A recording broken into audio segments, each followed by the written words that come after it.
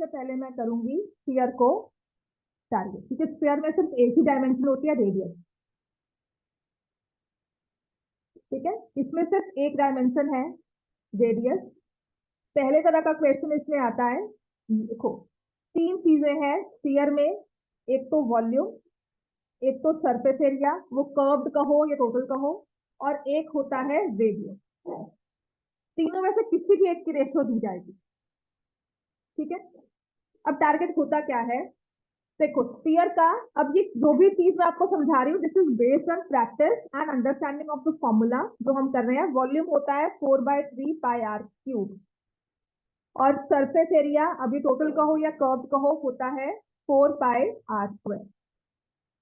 ठीक है, अब देखो, अगर मुझे कहा जाए कि सरफेस एरिया की रेशियो है, 2 स्फीयर दिए जाए आपको, पहली चीज तो यही है, 2 दिए हुए हैं मुझे स्फीयर, रेडियस की रेशियो मान लो कही जाती है 4:3,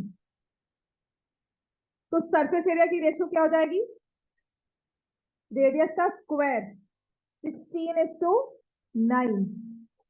वॉल्यूम की रेशियो क्या हो जाएगी, रेडियस का क्यूब, क्योंकि 4/3 पाए कॉमन फैक्टर है दोनों में। आप क्या लिखोगे, 4/3 इसकी रेडियस का क्यूब, 4/3 पाए इसकी रेडियस का क्यूब। समझ में आ गया? हाँ जी।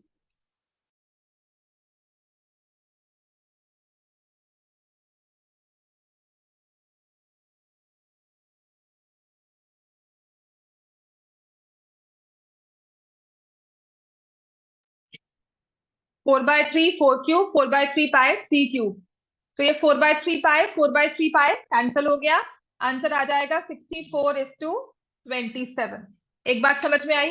अब ये डायरेक्टली आपको देखो तीनों में से, जैसे मैंने आपको कहा था कि हीरॉन्स फॉर्मूला में वो आइसोसेलेस ट्रायंगल वाला केस है, उसमें आपको एरिया भी दिया हो सकता है, उसकी साइड दी हो सकती है, उसका हाइपोटेन्यूज दिया हो सकता है, स्टार्टिंग पॉइंट कुछ भी हो, चलना वैसे ही है हमने।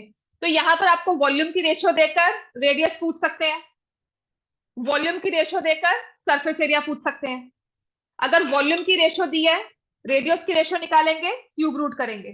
तो यहां से ना एक फॉर्मूला लिख देते हैं कि रेडियस की रेशियो लिख लो R1:R2, तो सरफेस एरिया की रेशियो क्या होगी, R1² और वॉल्यूम की रेशियो क्या होगी, R1³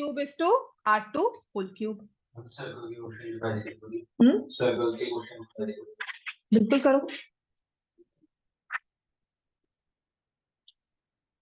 एक ना अपने दिमाग से चीज निकाल देना, ये एनसीईआरटी से है, ये बाहर पे है, कोई भी क्वेश्चन कहीं एनसीईआरटी कोई बाहर नहीं होता, तुम्हारे दिमाग से आना चाहिए वो क्वेश्चन। इसके चीज को समझो, ये तो तुम दिमाग में मैम एनसीईआरटी करके नहीं होता, वो करके नहीं होता, वो बुक कर लें, कुछ नहीं, किसी से कुछ भी कर लो, कुछ नहीं होगा, तुम चाहे 10 बुक सॉल्व कर लो।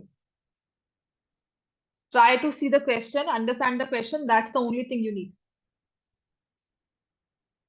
सिर्फ क्वेश्चन को समझना है कि वो सॉल्व कैसे हुआ है, उसमें कॉन्सेप्ट क्या लगा है, फॉर्मूला क्या लगा है। एनसीईआरटी में आपके सारे फॉर्मूलाज हैं इकट्ठे किए हुए, उसके बाहर कुछ नहीं होगा, उसमें एक्स्ट्रा भी कुछ नहीं होगा, इसीलिए कहते हैं एनसीईआरटी पूरी सॉल्व करो। ठीक है, समझ में आ गया? एक ये चीज हमें दी जाएगी, वॉल्यूम की रेशियो क्यूब में होती है, this is only applicable for a sphere because उसमें सिर्फ एक रेडियस दी जाएगी हमें। समझ में आ गई एक चीज, ये क्लियर है हमें, राइट? ये स्फीयर के है। अब इसमें ये क्वेश्चन क्या होता है, हाँ जी पढ़ो, हट कर अपना। देखो ये डाउट मेरे से पूछ रहा है। अब इसमें ही देखो, ये 2 स्फीयर्स की बात की, दोनों की रेडियस को कंपेयर करके बताया गया। इसमें एक क्वेश्चन और क्या आता है, radius is increased by 25%, radius is increased by 10%। तो कुछ नहीं है बच्चों, उसमें रेडियस को मान लो इंक्रीज किया है 25% से या डिक्रीज किया है 25% से, this is the case of a sphere only.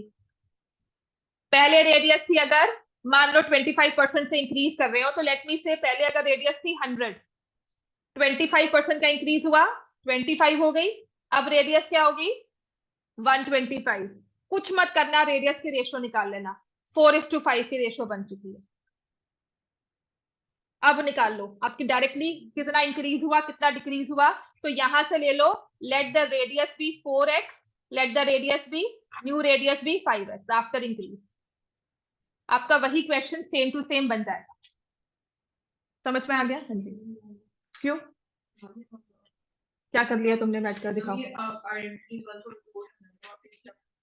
Chapter 2 सारा हो गया है, मुझे पेपर पूरा सॉल्व चाहिए, एक एक क्वेश्चन। और कल से पेन लेकर आना है अपना। Let the old radius be 4x, new radius be 5x, है ना। सरफेस एरिया क्या हो जाएगा, 16x स्क्वायर 25x स्क्वायर। कितना इंक्रीज हुआ निकाल सकते हो, एक्स टाइम ना भी लगाओ और ले लो, 25 माइनस 16 बाय 16। समझ में आ गया। और वॉल्यूम की रेशो क्या बन जाएगी, क्या लिखेंगे हम उसमें, 64x क्यूब 125x क्यूब। समझ में आ गया ना, ये क्लियर है सबको। इससे इजी मैं कुछ नहीं बता सकती। अब 10% इंक्रीज कर देते हैं, कोई 33% इंक्रीज करते हैं, that is only case of increasing your calculations. अगर 10% इंक्रीज का है तो आप क्या करोगे, पहले 100 था, परसेंटेज में ना हमेशा नंबर को स्टार्टिंग को 100 ले लेना। पहले 100 था, मान लो 10% डिक्रीज की बात हो रही है, तो कितना हो जाएगा, 10% डिक्रीज हुआ है, 10% डिक्रीज से न्यू रेडियस क्या बन गई, 90। रेडियस की रेशो क्या ले लोगे, ओल्ड रेडियस क्या है 10, न्यू रेडियस क्या है 10। समझ में आ गया। अब आपसे वॉल्यूम पूछा जाए, सरफेस एरिया पूछा जाए, या फिर रेडियस की रेशियो पूछी जाए, जो भी इंक्रीज डिक्रीज है आप बता सकते हो। समझ में आ गया ना, सबसे इजी वे होगा करने का। अगर परसेंटेज में बात की जा रही है तो हमेशा स्टार्टिंग पॉइंट को 100 ले लो। अब आते हैं इसके बाद जो हमारे क्वेश्चंस रेशियो वाइज में आते हैं, that is based on your cone. अब जो कोन है और वो सिलेंडर है, उनका ऑलमोस्ट सेम पैटर्न ही चलता है, क्योंकि ना फॉर्मूला में वही रेडियस और हाइट चाहिए हमें। ठीक है, अब आते हैं, it is a case of a cylinder, it is a case of a cone. ठीक है, फॉर्मूलाज में फर्क आएगा, लेकिन इनका अप्रोच जो है, जो मैं आपको समझाती हूँ, क्वेश्चन की अप्रोच सेम होगी। देखो, वॉल्यूम रेडियस सिलेंडर की जब बात करते हैं, आपने फिगर भी इसकी देखी है, तो आपके पास इसमें दो चीजें ही है। और ये कोन की जब हमने बात की, हमारे पास इसमें दो चीजें ही है। ठीक है, हाइट और रेडियस, हाइट और रेडियस दोनों में वही चीज है। इसके वॉल्यूम का फॉर्मूला क्या है, जब भी ऐसा कुछ क्वेश्चन आए ना, हमेशा always keep your game of formulas on the point correct. उसको अपने सामने लिख लो कि ये मेरे पास है, मुझे इसके बारे में पूछा हुआ है। ठीक है, surface area, I am talking of curved only. Total surface area बहुत कम होता है, उसकी रेशियो पूछी जाए ऐसा नहीं होता। ठीक है, कर्व सरफेस एरिया क्या होगा, 2 पाई आर एच होता है इसका, और इसका क्या होता है, curve surface area pi r. Total की बात बहुत कम होता है, बिकॉज वो डायरेक्टली प्रोपोर्शनल नहीं होता है, इसलिए डायरेक्टली कैंसिल आउट नहीं होता है, इसलिए। समझ में आ गया। अब अगर मुझे इनकी रेडियस में कोई इंक्रीज डिक्रीज होता है, देखो दो सिलेंडर्स की बात कर रहे हैं, एक ये डब्बा है हमारे पास, है ना, और एक ये बॉटल है, लेट मी से, एक बड़ी है एक छोटी है। लेकिन अगर ये लंबी है, इसका रेडियस बड़ा है ना। अच्छा, ये क्या होता है कि कल किसी ने कोल्ड ड्रिंक सर्व करनी है, आज किड्स मेरे बच्चे फाइट करते हैं, नहीं मम्मा उसका ग्लास में ज्यादा है, मेरे ग्लास में कम है ना, उसका ग्लास बड़ा है मेरा ग्लास छोटा है। This is a very genuine fight. तो हम कैसे कंपेयर करते हैं, हम दोनों को सेम ग्लास देते हैं, उसमें से then they check the height also. करते हैं ना ये सब चीज, किसी भी चीज के लिए आप कर सकते हो, करते हो कि नहीं करते हो, उसकी पेंसिल बड़ी है मेरी पेंसिल छोटी है, करते हैं ना हम ये चीज।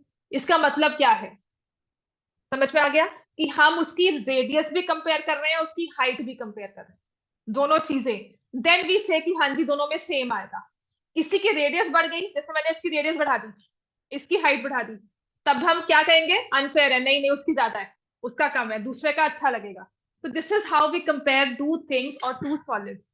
जब आपको वॉल्यूम को या सरफेस एरिया को कंपेयर करने के लिए कहा जाएगा, ये सिर्फ एक सिंगल पैरामीटर से नहीं आया, दो से आया है ना।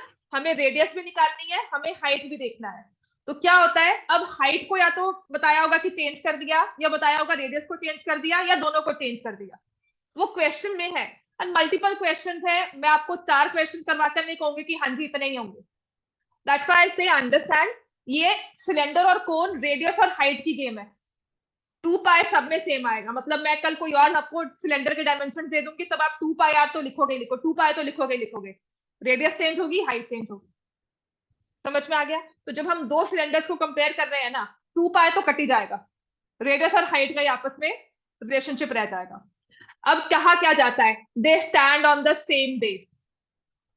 क्या होगा इसका मतलब, दोनों की रेडियस सेम है, ठीक है, and height in this ratio. तो समझ में आ गया कि रेडियस से कुछ नहीं करना, हाइट नहीं करना जब करना है। समझ में आ गया? अब ग्लासेस देखना, घर में क्रॉकरी के ग्लासेस होते हैं, सिलेंड्रिकल शेप अप्रोक्सीमेटली उनकी होती है।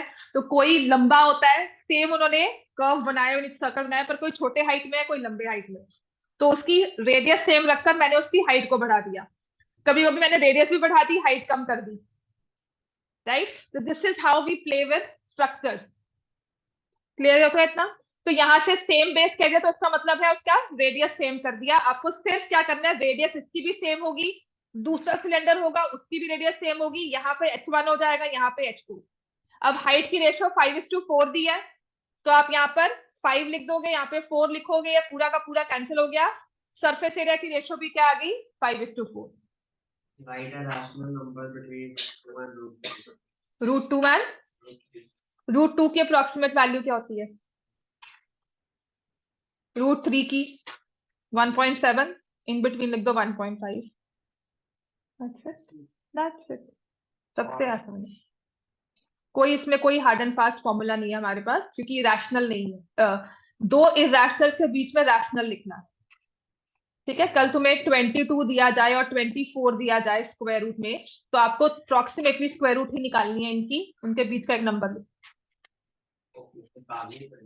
हाँ, अगर रैशनल कहा है। हाँ, 21 sorry 23 मुझे क्या पता 23, तभी तो मैंने कहा ना इन बिटवीन का है। अगर ये इरैशनल होता तो हम क्या करते हैं, इसको स्क्वायर कर देते हैं, ये 22 हो गया, 24 हो गया, स्क्वायर किया, इन बिटवीन क्या नंबर आया इनके 23, उसका स्क्वायर रूट 22.5 का square root. That is our चालू वे की हमने एक वो लगा दिया, ठीक है, अप्रोच लगा दी, ठीक है।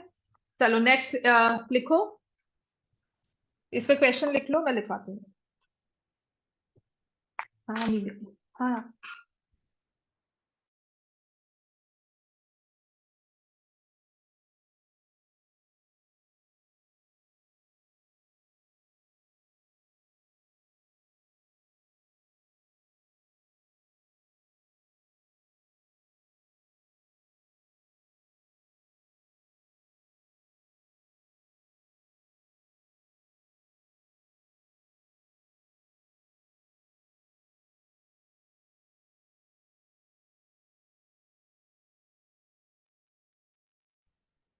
चलो नेक्स्ट क्वेश्चन लिखो अब इसमें ही।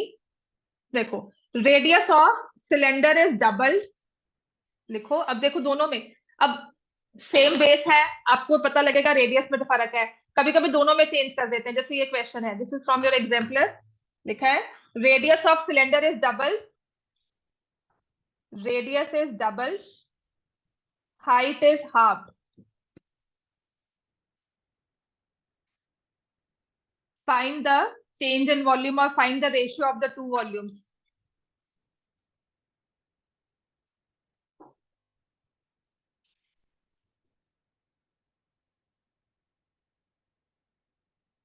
तो मतलब आपके पास दो सिलेंड्रिकल स्ट्रक्चर्स हैं, एक की रेडियस r, एक की हाइट h, दूसरे की रेडियस को हमने कर दिया डबल, हाइट को कर दिया हाफ, वॉल्यूम्स कंपेयर कर दो,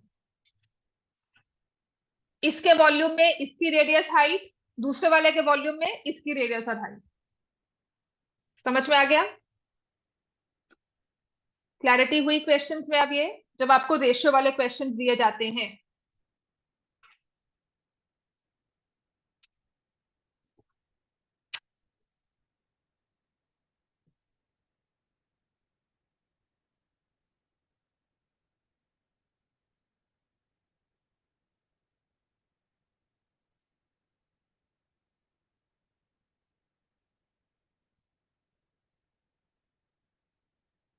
क्या हो जाएगा आंसर? अब रेशियो वॉल्यूम की कंपेयर कर रहे हैं, सिलेंडर बात हो रही थी ना, फॉर्मूला क्या था सिलेंडर का, पाई आर स्क्वायर एच। तो दो सिलेंडर्स हैं V1 एंड V2। इस वाले के वॉल्यूम में मैं इस वाले की रेडियस यूज करूंगी, दूसरे वाले के वॉल्यूम में मैं उसकी रेडियस यूज करूंगी।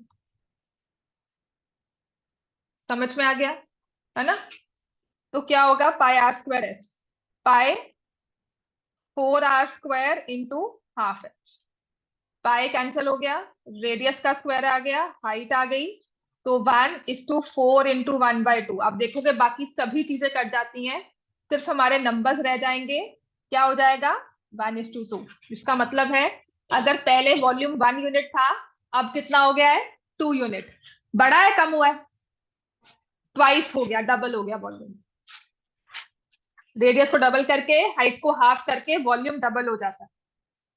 ठीक है, तो जो ये आपके कोक के टिन्स आते हैं या वाटर बॉटल्स आती हैं, या फिर जो भी हमारे पैकेज जूसेस आते हैं, या कुछ भी ऐसी चीज आती है, that is how the companies play with visuals. हमें कहते हैं ज्यादा चीज बढ़ा दी, लेकिन उन्होंने हाइट उतनी अप्रोक्सीमेटली थोड़ी सी कम करके उसी को सेम रखते हैं। 40% फ्री जहां लिखा होता है ना, उसकी विड्थ को कम किया होगा, कभी भी चेक कर लेना। वो विजुअली इतना क्रिएट किया होता है। This is how the companies mislead and this is how they earn profits, and this is how when you go and in work in their organization, this is how you suggest ways and means कि हम किस तरह से इस चीज को present कर सकते हैं, so that it remains the same, it looks the same, but still we earn profit from that. There is nothing wrong, misleading होती है, लेकिन ये एज अगर पढ़ाई का फायदा क्या है, अगर हम अवेयर होते हैं कि नहीं बच्चे उतना ही मिलता है।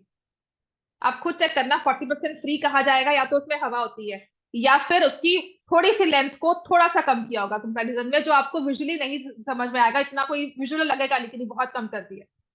समझ में आ गई चीज ये? This is how we compare the volumes. की देखो वॉल्यूम बढ़ गया, लेकिन हमने चीज वही दी है हमें। यहाँ पर अगर मैं वॉल्यूम को बढ़ा रही हूँ, तो मेरे रेडियस को मैंने डबल करके किया है वो। समझ में आ गया? नेक्स्ट लिखो। अब कुछ ऐसा क्वेश्चन होता है, दो सिलेंडर्स हैं, ratio of radii is 2:3, ratio of height is 5:3, find ratio of volumes। अब क्योंकि सिलेंडर है, ये वॉल्यूम्स भी पूछ सकते थे, ये सरफेस एरिया भी पूछ सकते थे। अगर ये कोन होगी ना और आपको हाइट दिया हुआ है, तो सिर्फ वॉल्यूम पूछ सकते हैं। अगर सरफेस एरिया पूछेंगे तो आपको क्या निकालनी होगी, स्लैंट हाइट। ठीक है, दोनों के केस में यही वाला क्वेश्चन सॉल्व करते हैं। पहले केस में सिलेंडर्स की रेशियो दी हुई है R1:R2:2:3, हाइट की रेशियो दी हुई है H1:H2 5:3। तो रेशियो ऑफ वॉल्यूम्स कहा गया है मुझे, सिलेंडर का है, वॉल्यूम की रेशियो पूछी गई है, तो मैं कौन सा फॉर्मूला यूज करूंगी, पाई आर स्क्वायर एच। अब क्योंकि ये 2 मार्क्स क्वेश्चन होता है ना, अगर हम ए बी ना लिखें रेशियो में तो कम हो जाती है। पहली बात तो जो हमारी दो रेशियोज हैं, दोनों के कॉमन फैक्टर अलग अलग होते हैं। तो रेडियस को मैं लूंगी 2a एंड 3a। ये दूसरी रेशियो है, तो I will take 5b 3b। इस चीज को ना सिर्फ टेक्निकली हमें लिखना है। अगर आप x भी लिखते हो ना, क्वेश्चन गलत नहीं होगा, हमारा आंसर सही आएगा। पर क्या है, मेथड सही नहीं है, हमारी अप्रोच सही नहीं है। समझ में आ गई? हमारी सिर्फ चलने का वे सही नहीं है। ठीक है, तो हम क्या करेंगे, तो पाए एक की रेडियस उसकी हाइट, दूसरे की रेडियस उसकी हाइट, 2a का स्क्वायर इंटू 5b, पाए 3a का स्क्वायर इंटू 3b। समझ में आ गया? आप ये देखोगे जो ये ए बी यूज किया ना, इसका काम है नहीं है, कोई काम नहीं है, बस दिखाने के लिए काम है, हमारी अंडरस्टैंडिंग के लिए काम है कि दो रेशियोज है, दो डिफरेंट फैक्टर्स होते हैं। ठीक है, जहां पर ये चीज मैटर करेगी वहां गलती नहीं करोगे, इसलिए ये चीज सिखाई जाती है। यहाँ पे नहीं मैटर करती तो हम कहते जैसे मर्जी कर लो, लेकिन जहां मैटर करेगी फिर क्या आप कहोगे मैम क्यों, वहां क्यों नहीं हुआ था? वहां भी करते हैं, लेकिन इस चीज ने कोई इंपैक्ट नहीं डाला होगा। समझ में आ गया? तो ये आ गया 4a स्क्वायर इंटू 5b, और यहाँ पर 9a स्क्वायर इंटू 3b। तो ये देखो ए स्क्वायर बी ने मुझे कुछ नहीं किया, उसने फाइनल कटना ही है, आंसर हमारा 20:27 आ गया। अगर ये एमसीक्यू हो तो ये ए स्क्वायर बी कोई काम के नहीं है, आप इसको ना भी लो, सिंपल 2 और 3 लेकर 5 और 3 लेकर भी सॉल्व कर लोगे तब भी दिया जाएगा। लेकिन अगर 2 मार्क्स में आएगा थोड़ा शो करेंगे, हो सकता है आधा नंबर कट जाए आपका। समझ में आ गया? Ratio will be 20:27। अब मुझे सिर्फ इसके कर्व्ड सरफेस एरिया की रेशियो बताओ क्या हो। 4:9।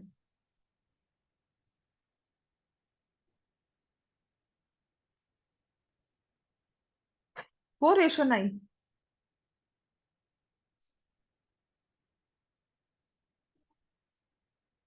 2 पाई आर एच।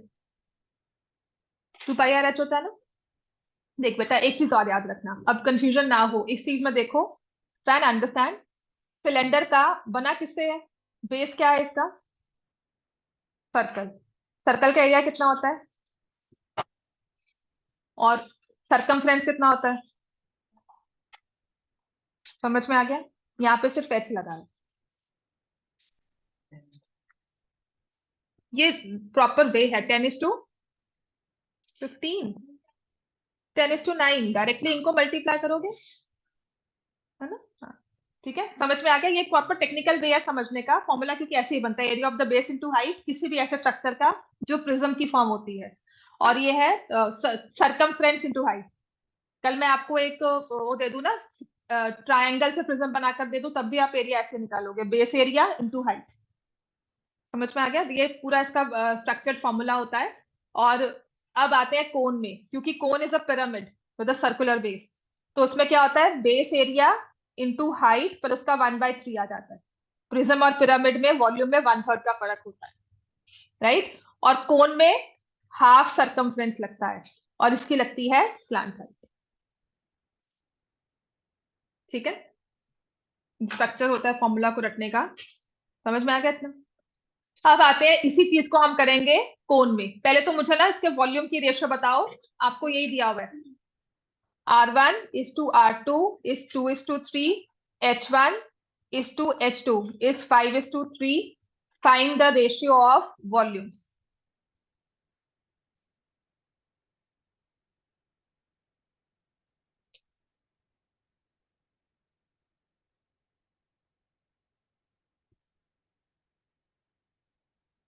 ये 1/3 नहीं कटना ही है। इसका भी वॉल्यूम 1/3 पाई था, R²H था, और इसका भी वॉल्यूम 1/3 पाई था, R²H था। ये 1/3 पाई 1/3 पाई आपस में कट गए, तो ये आ जाएगा 2² इंटू 5:3² इंटू 3। ठीक है, क्या हो जाएगा आंसर? 20:27। अब आते हैं, when I have to find the ratio of their curved surface area, because I said plus pi r² करेंगे ना, वो ठीक से आंसर हमें नहीं देता। ठीक है, सिंगल नंबर नहीं आता, समटाइम्स कॉम्प्लेक्स भी हो जाता है। That's why I will find ratio of their curved surface area। Formula क्या होता है कर्व्ड सरफेस एरिया का? चाहिए क्या मुझे? एल कैसे निकलता है? R² plus H²। तो मैं क्या करूंगी?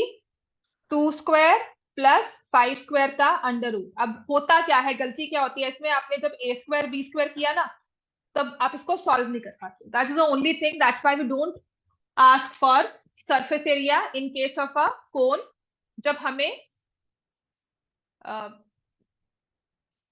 सरफेस एरिया की रेशियो नहीं दी होती। ठीक है, आप देखो स्लैंट हाइट कैसे निकालोगे? 2A² प्लस 5B का होल स्क्वायर। इसको आप ऐड नहीं कर पाओगे, क्या हो जाएगा ये? 4A² plus 25B²। एक सिंगल नंबर नहीं बना पाएंगे, तो आप लिखोगे पाए आर क्या हो जाएगा? 2A इंटू ये 4A² प्लस 25B²। अब इतनी कॉम्प्लेक्स चीजों में हमने आपको करते कि जनरली ऐसा क्वेश्चन होता नहीं है कि ऐसा दिया जाए कि आप कंफ्यूज हो, बट है कुछ नहीं इस क्वेश्चन में। 9A² प्लस 3B² है ना, 9B²। समझ में आ गया? बस आप इतना सा आंसर करके इसको खत्म कर दो। ये रेशियो निकला है in case it's ratio of your surface area.